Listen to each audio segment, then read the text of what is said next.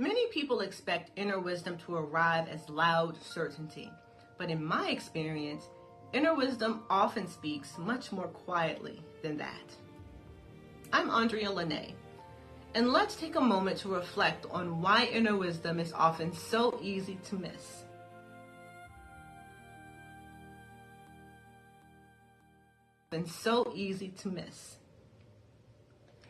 What I've noticed over the years, both in my own life and in working with others, is that inner wisdom is very real. It's very real. And yet, many people tend to overlook it, rationalize it away, or dismiss it entirely. Why? Because inner wisdom rarely arrives with flashing lights and absolute certainty. More often, it appears as a quiet knowing, a pull, a nudge, or a moment of clarity that gently encourages us in a particular direction. And because it speaks quietly, it's easy to ignore. Let me give you an example. So many years ago, during one of my morning walks, I noticed an empty McDonald sandwich box lying in the road. And something told me to go check the Monopoly game pieces that were attached to it. Immediately, I talked myself out of it. Surely whoever bought the sandwich had already checked the game pieces before throwing the box away. That seemed logical. So I kept walking. But the impression didn't go away. It persisted. Even after I had crossed the street and continued on my walk, I still felt prompted to go back and check. So eventually I did. I decided to listen. And I walked back, picked up the box, and looked at the game pieces. And to my surprise, both pieces were still attached. And when I peeled them off, one of them was a winner. I won free fries. Now, the free fries weren't really the point, even though it was pretty great. What stayed with me most was realizing how easy it would have been to ignore that inner prompting completely. In fact, I almost did.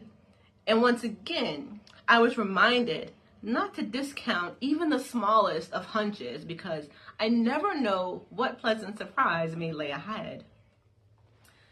The reason this experience has stayed with me all these years is because it illustrates something very important.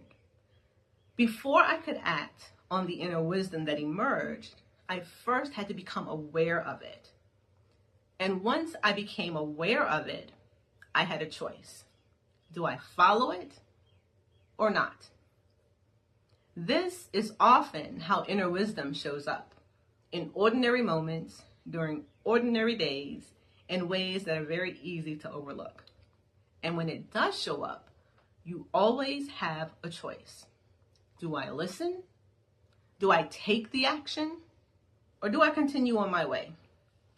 Because when moments like this begin happening repeatedly, something shifts in your relationship with yourself. You naturally begin trusting your inner wisdom more. Not because someone told you to, not because you read it in a book, but because of your direct experience. And learning to trust those small, seemingly insignificant impressions strengthens your ability to trust when the stakes become higher. So the next time you get a sense that your inner wisdom may be speaking to you, I encourage you not only to notice it, but to stay with it. What feels meaningful? What resonates? What continues to ask for your attention? And what do you simply know? And then you can ask yourself, well, do I follow it or not? Because you always have the choice.